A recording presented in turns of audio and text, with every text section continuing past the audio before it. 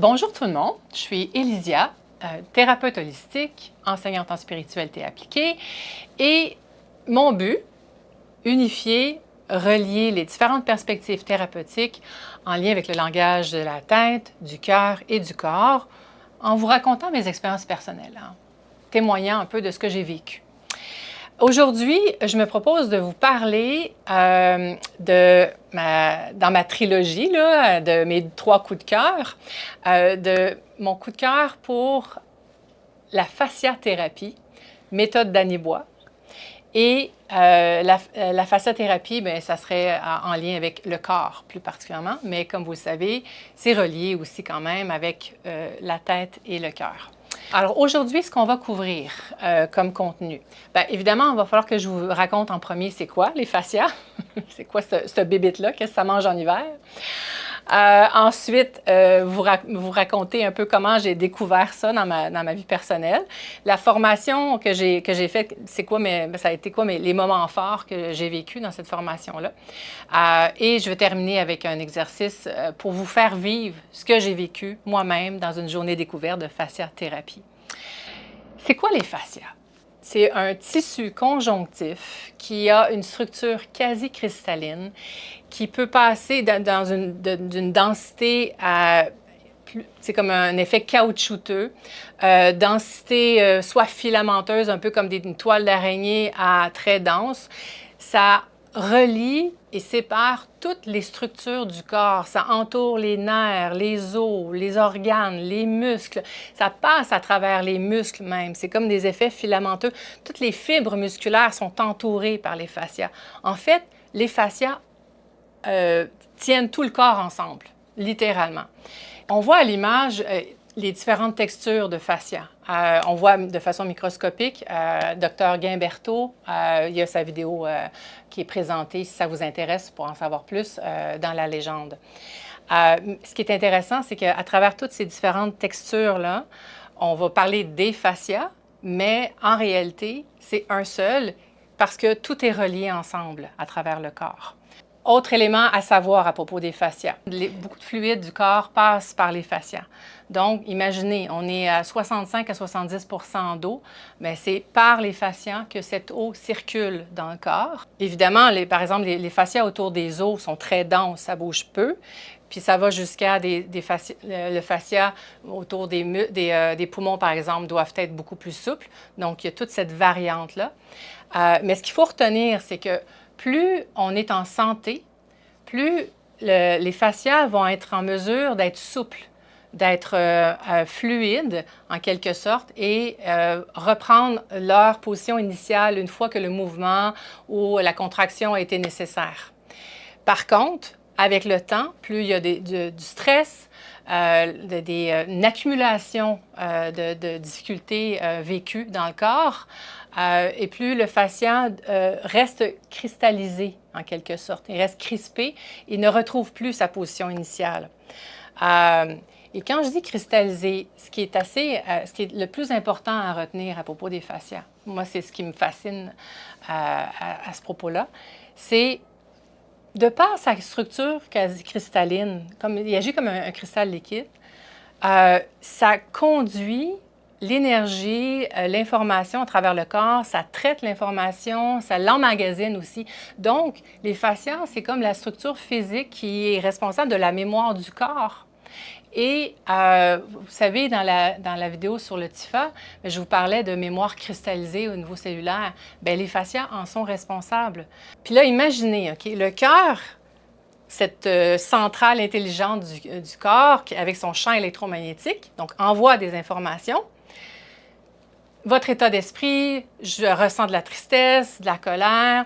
Et là, c'est des ondes qui sont émises. Donc, le cœur est comme un poste de radio qui émet des ondes et les fascias captent ces informations-là.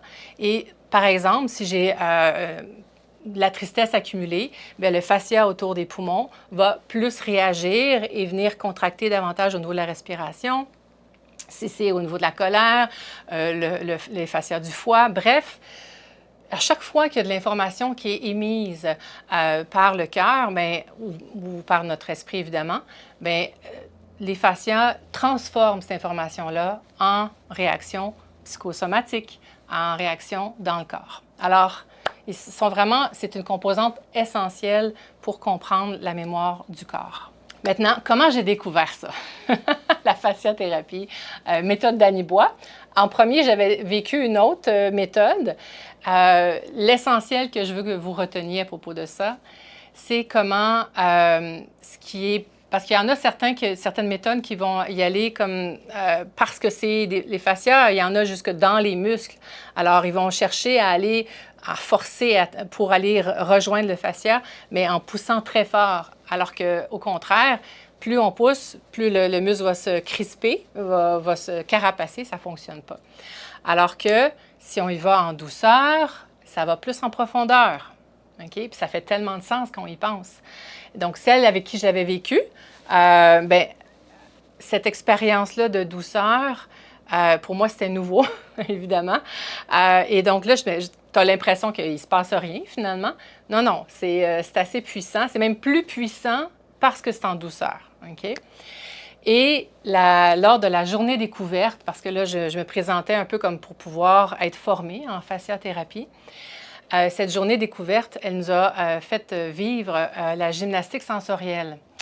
Et en gros, simplement, le mouvement est très simple, mais on rentre en profondeur dans l'expérience d'étirer ou de relâcher la colonne vertébrale.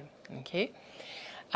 Mais ce qui m'a le plus marqué, c'est que j'ai reproduit cet exercice-là à la maison.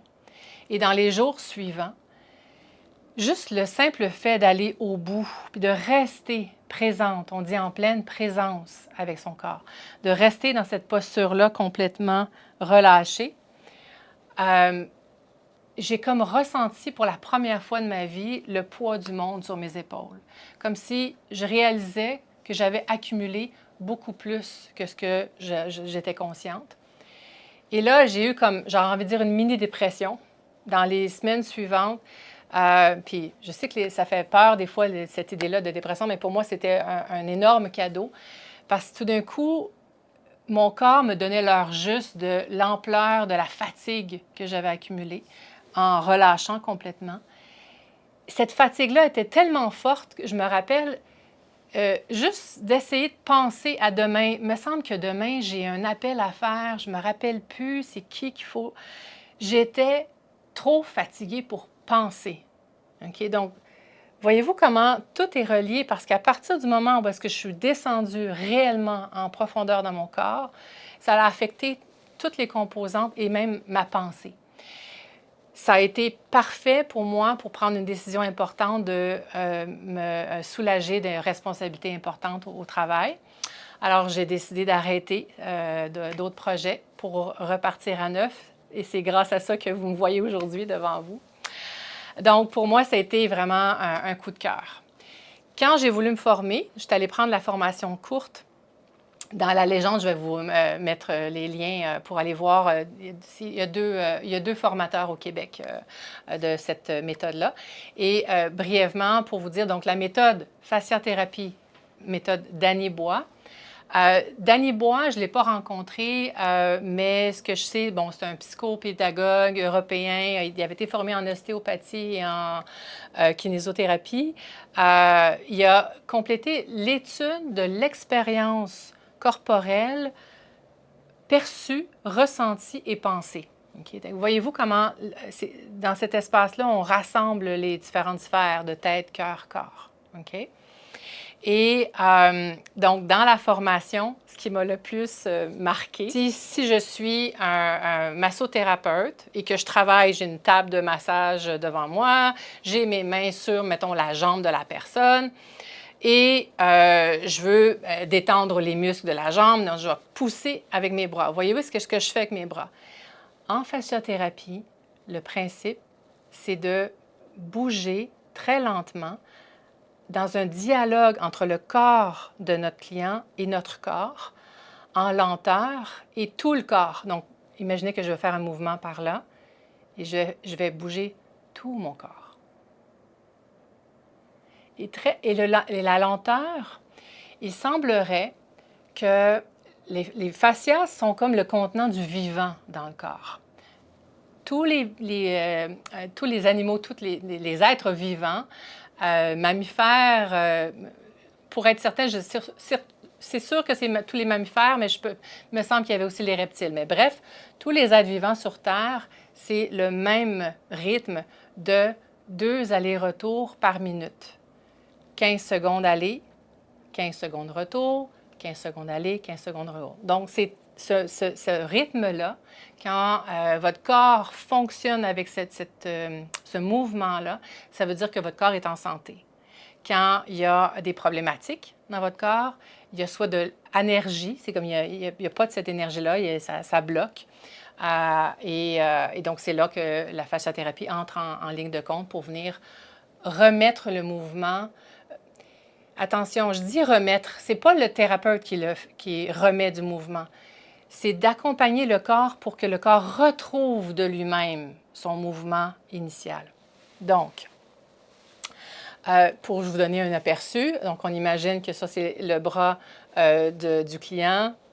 Et comme thérapeute, le mouvement, ça va ressembler à quelque chose d'aussi doux et simple comme ça. Très lent. Et donc, je fais comme une petite rotation. Mon bras a envie de relâcher. Et là, quand on est arrivé au bout, ça veut dire qu'il y a une tension où est-ce qu'on ne peut plus aller plus loin. On respecte où est-ce que le corps veut aller. On attend. On appelle ça un point d'appui. On écoute ce qui est là. Puis, quand on sent que le corps lui-même veut retourner, et là, je le sens, là, on revient, on refait le retour. Un autre 15 secondes, très lent. Et encore une fois, lorsqu'il y a comme une tension, lorsque là, OK, c'est assez, plus capable, on arrête. Point d'appui, on écoute. Et naturellement, le corps nous indique quand est-ce qu'il veut repartir. OK? Donc, ça vous donne un avant-goût de ce qu'on va faire tantôt. Mais ce qui m'a le plus marqué aussi, quand j'ai fait la formation, fait qu'imaginez la scène, j'ai mes mains sur la personne, mais on va imaginer sur mes genoux. Et les formateurs, dans les 2 formations, j'ai vécu ça. La personne, il vient placer ses mains sur moi. Puis là, il me dit, Élysia, il dit, reviens dans tes jambes, reviens dans toi. Il était capable de capter que dans ma tête, j'étais en train de penser à la personne sur la table et que je n'étais pas dans mon corps. Je me dis, mais comment il fait? C'est de la magie. Mais les fascias captent aussi beaucoup. C'est ça qu'on ne réalise pas. Le cœur émet des ondes. Les fascias enregistrent ces informations-là. Donc, les ondes, ça dépasse notre corps aussi. Donc, on capte aussi dans la posture de l'autre, dans le mouvement de l'autre. Donc, bref, même plus que ça, parfois, ils se plaçaient en disant, OK, je vais attendre que le groupe se synchronise. Dans la salle, on était comme une dizaine de personnes, patients-thérapeutes, là, sur la table de massage et thérapeute. Puis là, le mouvement d'aller-retour, il dit, OK, on y va, on descend vers le bas, on pousse, puis tout le groupe se synchronisait. Toute notre énergie, mais je me dis, puis c'est fou parce que quand il me disait, OK, c'est assez, on remonte, on revient, on refait l'aller-retour, je me disais, mais oui, c'est l'information que j'avais sous mes mains, c'est exactement ce qu'il disait en même temps. Donc, tout ça pour vous raconter que c'est comme pour vous allumer sur le principe de votre corps est une mine d'or d'informations. Notre défi, c'est de l'écouter plutôt que de vouloir le forcer. Okay? Si je vous raconte tout ça, c'est pour vous faire réaliser comment plus vous permettez d'écouter et de descendre, puis on va faire un exercice ensemble de ça veut dire quoi, écouter son corps. Et plus vous allez avoir, il va vous guider dans la bonne direction. Alors, vous remarquez que là, je suis dans une autre posture et position et autre chaise aussi. OK? Donc, pour faire l'exercice, vous allez avoir besoin d'une chaise qui n'a pas d'appui-bras. OK? Donc, que vous ayez de l'espace autour de votre corps. Vous allez vous décoller, finalement, du dossier parce que vous allez avoir besoin d'espace derrière votre dos. Donc, moi, je me mets au bout de la chaise. Puis, j'en ai profité, je me suis mis nu-pied. OK? Mais l'idée, c'est d'être les pieds à plat, évidemment, au sol. Et que votre jambe fasse l'effet de 90 degrés, idéalement. OK? Donc, ce serait principalement ces éléments-là à retenir. Je vais vous décrire rapidement dans les grandes lignes ce qu'on va viser à faire, puis ensuite, je vais le faire avec vous. Okay. En gros, on va permettre au corps de faire donc je vous parlais des allers-retours. Et on va commencer par un premier mouvement d'étirer vers le haut et de redescendre vers le bas au niveau de la colonne, donc le haut-bas. Puis ensuite, ça va être le mouvement avant-arrière. Et par la suite, on va combiner les deux. Donc, et souvent, quand je vais vous accompagner dans le mouvement, je vais vous parler d'un point d'appui. Donc ça, quand on va être au bout. Attention, c'est important, vous allez avoir des tensions qui vont apparaître dans votre corps. Je vais vous demander de ne pas aller plus loin qu'un 7 sur 10. Okay. Ce que je veux dire par de 1 à 10, si votre niveau de douleur ou de tension elle monte, puis ça va à 8, 9, c'est trop. 8 et 9, c'est trop fort. Okay? Donc, allez jusqu'à 7, 7, 8, là, mais n'allez pas à 9, 10, ça c'est sûr. Pour observer ensuite, rester là, puis revenir. Okay? C'est des allers-retours entre une tension et un relâchement. Alors, on commence. Le premier mouvement, je vais vous inviter à juste observer en premier la position neutre. Juste, si vous tenez votre dos droit, à quoi ça ressemble? Comment vous êtes placé? Quel angle? Comme prendre une photo un peu de cette posture-là. Là, je vais le faire. Là, je viens d'un petit peu relâcher au niveau de mes hanches. Votre respiration. Il est où l'espace confortable? On va l'appeler le point zéro, le point neutre. Et dans ce point neutre, ensuite, là, vous portez votre attention sur la colonne vertébrale et toutes les vertèbres. Et on va aller faire un mouvement en premier vers le haut. On va décoller les vertèbres, on va les remonter vers le haut le plus possible. Puis c'est pas tant, on veut pas nécessairement que le menton relève trop, juste comme on ouvre l'espace entre les vertèbres de la colonne vertébrale. On va jusqu'au bout et on attend, on est en point d'appui. On respire, on observe et on va remarquer quand est-ce que le corps il commence à fatiguer, genre OK, on peut-tu redescendre? Juste là, OK, on commence à fatiguer, on va redescendre et donc là, on ramène les vertèbres ensemble, on passe par le point zéro et on redescend. Et là, on écrase les vertèbres ensemble. Et là, c'est comme si on laisse tout le corps s'effouérer, comme en bon québécois. Vraiment, surtout les vertèbres. OK? Et je vais vous inviter à remarquer jusqu'à quel point vous pouvez ne pas utiliser aucun muscle, le moins de muscles possible. Et voyez-vous, là, même moi, là, je remarque, là, j'avais une certaine tension dans mes jambes. Ah, OK. Là, je relâche aussi un petit peu mon menton. Voilà. Ça y est. Là, je sens que mes vertèbres sont bien écrasées. Et ensuite, on va remonter à nouveau. On remonte, on décolle toutes les vertèbres. On remarque l'effet que ça fait dans le corps aller vers le haut comme ça, au maximum qu'on sent que c'est tolérable, puis point d'appui. Remarquez aussi le reste du corps, le moins de muscles possible. Et si vous voulez fermer les yeux un petit peu, de toute façon vous allez m'entendre. Et ensuite, on ressent quand le corps veut redescendre. Et on laisse les vertèbres s'écraser les unes contre les autres. Le moins de muscles possible. On descend et point d'appui. Il est possible que votre mouvement soit d'1 millimètre. C'est parfait. Ça n'a pas besoin d'être gros. Ça peut être très petit.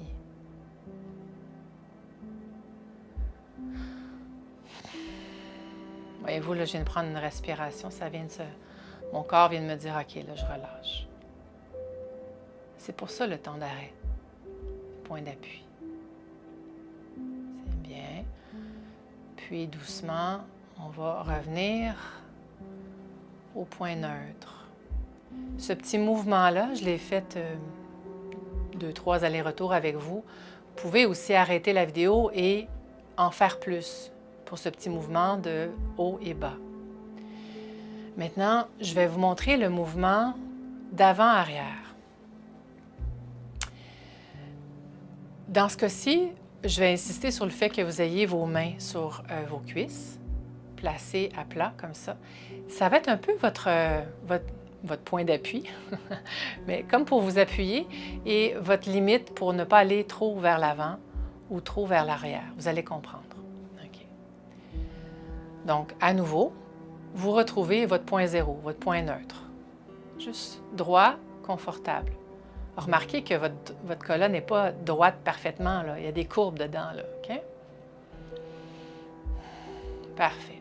On va aller vers l'avant maintenant, très lentement, très doucement. Vraiment tellement doucement qu'on est comme presque pas sûr d'avancer. OK. Là, à un moment donné, vous allez sentir que vous êtes au maximum parce que sinon, vos mains vont bouger. Alors, on ne veut pas que les mains bougent. Et là, on reste là. Ce n'est que l'avant et l'arrière. Donc, on est à l'avant, point d'appui, on observe. Le moins de muscles possible. Juste observer ce qui est là. Et ça se peut que dans la posture stationnaire, comme ça, en point d'appui, vous allez remarquer des endroits qui sont tendus. On ne descend pas le menton, on ne le remonte pas, on fait juste rester droit. Puis, doucement, ensuite, maintenant, je vais vous inviter, on va repartir vers l'arrière, très lentement, tout doucement, le plus lentement que vous pouvez, tout en fluidité, comme si on glisse vers l'arrière. À un moment donné, on va dépasser le point zéro qu'on avait au départ, mais pas trop loin. On ne veut pas que vous ayez à mettre des muscles dans votre ventre là, pour vous tenir, OK? Juste assez. Point d'appui. Et là, on observe. Évidemment, mes bras sont comme au maximum. J'essaie encore une fois de mettre le moins de muscles possible. On observe. On patiente. Puis ensuite, à nouveau, on repart vers l'avant, très, très lentement, très doucement, comme si ça glisse sur une traque. Voilà. On ne bouge pas nécessairement le menton, on reste droit, pas trop à l'avant non plus, juste assez. Point d'appui. Et on observe aussi l'ensemble du corps, comment on peut mettre moins de muscles possible. Comme voyez-vous, je viens d'enlever un peu de tension dans mes bras, là. Puis je sens aussi la colonne dans la nuque et tout. Et quand on est prêt, ensuite, on remonte. On revient très lentement, à nouveau. Tout doucement. OK. Puis on va aller à l'arrière, à nouveau. Point d'appui. Pas trop à l'arrière, hein, juste assez. Pour que vos mains restent encore à plat sur vos cuisses. Point d'appui, on sent comment où est-ce que ça tire, où est-ce que ça bouge. Puis on essaie de revenir à un espace de pleine présence. Maintenant, on va revenir au point zéro, tout doucement, très lentement encore. Vous revenez au point neutre. On vient de faire ces deux mouvements-là. OK? Vous pouvez évidemment, encore une fois, arrêter la vidéo et faire un peu plus de ces allers-retours avant-arrière.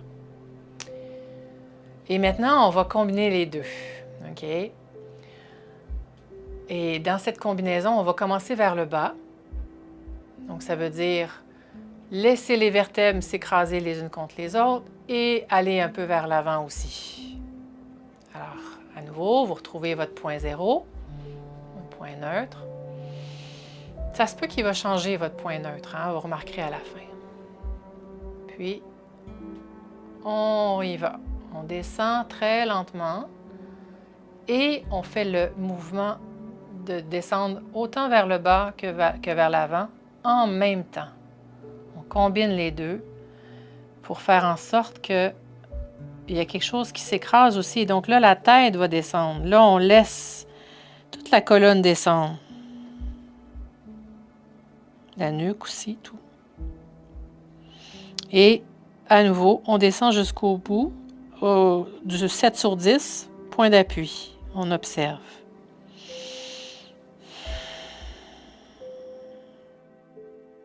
On observe si on peut mettre le moins de muscles possible à l'ensemble du corps.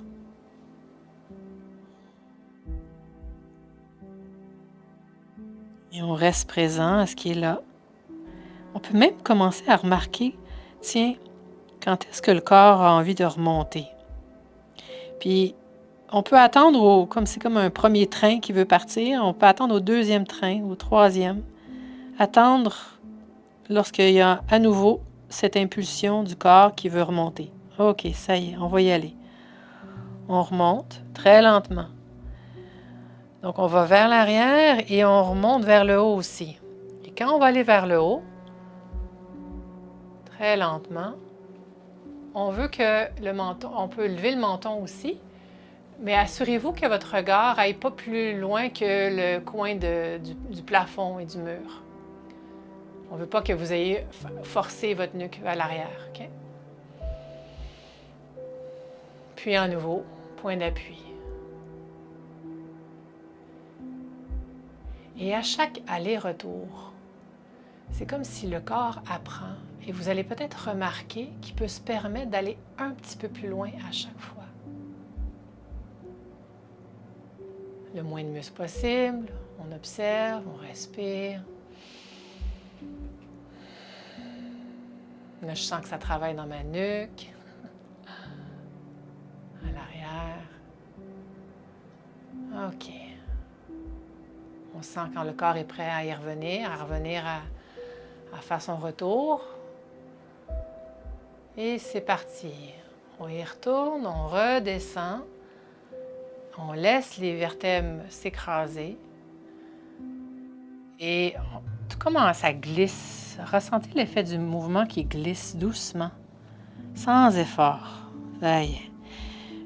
Et à force de répétition, là, je vais accélérer un peu pour la vidéo, mais vous pourriez ensuite terminer à lâcher les bras et aller un peu plus loin. De juste pousser un petit peu plus loin, un 7, 8 sur 10, mais pas plus. Juste comme pour observer comment votre corps réagit. On respire.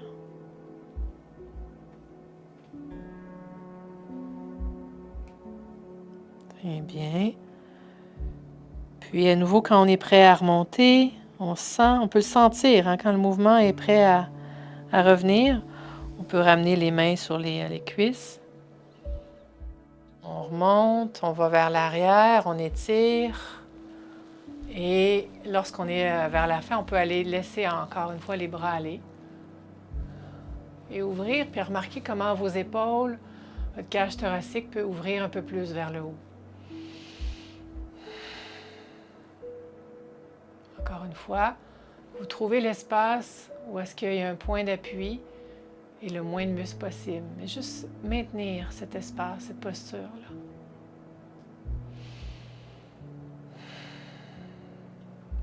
Puis, tout doucement ensuite, vous revenez encore et vous pouvez continuer à faire des allers-retours. Pour l'instant, moi, je vais m'arrêter au point zéro, au point neutre. À la fin de l'exercice, quand vous allez faire ça tranquille à la maison, je vais vous inviter à essayer de mettre en mots, si vous aviez à décrire votre expérience à quelqu'un, quelle est la position qui était la plus confortable, la moins confortable? Pourquoi? Qu'est-ce qui était comme, si je me prends comme exemple, moi, je me rappelle la première fois, il y a des gens qui disaient « Ah, mon Dieu, ça fait du bien, ouvrir vers l'arrière. » Moi, c'était la posture qui m'était le plus inconfortable, ça me faisait mal. Et celle qui était le plus confortable, c'était celle où est-ce que je relâchais vers le bas. Tandis qu'une autre personne, elle avait dit plutôt « Moi, je me sentais coincée vers le bas. » Chaque personne a une histoire unique dans son corps. Donc, prenez une pause pour observer où est-ce qu'il est, votre point zéro maintenant, après l'exercice. Qu'est-ce qui a changé? Qu'est-ce qui s'est passé dans les sensations? Est-ce que des fois, les sensations, est-ce que c'est un brûlement, un pincement, un étirement? Si vous aviez à le décrire à quelqu'un, comment vous le décririez? Et quel effet ça vous a fait? Par exemple, pour moi, c'était comme, oh mon Dieu, trop dévoilé vers le haut, trop exposé, puis dans un cocon lorsque j'étais vers le bas. Pour l'autre personne, c'est j'étais coincée vers le bas, j'avais de la liberté vers le haut, voyez-vous? Donc, prenez le temps aussi de mettre ensemble l'expérience corporelle et la façon dont vous la pensez, comment vous la ressentez. Donc, pour terminer sur cette vidéo, en résumé, ce qu'on a vu, c'est quoi les fascias? Que c'est un tissu conjonctif qui fonctionne comme un cristal liquide, qu'il est responsable de la mémoire du corps et que si on ne va pas bien, si on a des problématiques d'accumuler dans notre corps, il finit par être crispé, cristallisé davantage. Que c'est ce qui permet de traduire dans le corps nos pensées, notre ressenti. Les fascias réagissent aussi à notre intention de bouger, justement, juste penser à un mouvement et les fascias réagissent. Okay? Donc, ils sont très reliés aussi à nos pensées. Donc, on va terminer là-dessus. Et évidemment, si vous avez aimé ce modèle de présentation avec info et exercices pratiques à la fin, bien, n'hésitez pas à me faire des commentaires là-dessus, ce que vous avez aimé ou moins aimé. Si vous avez des questions aussi, je peux y répondre sur ma page Facebook avec plaisir. Puis, bien voilà, sur ce, je vous souhaite une bonne fin de journée. Au revoir.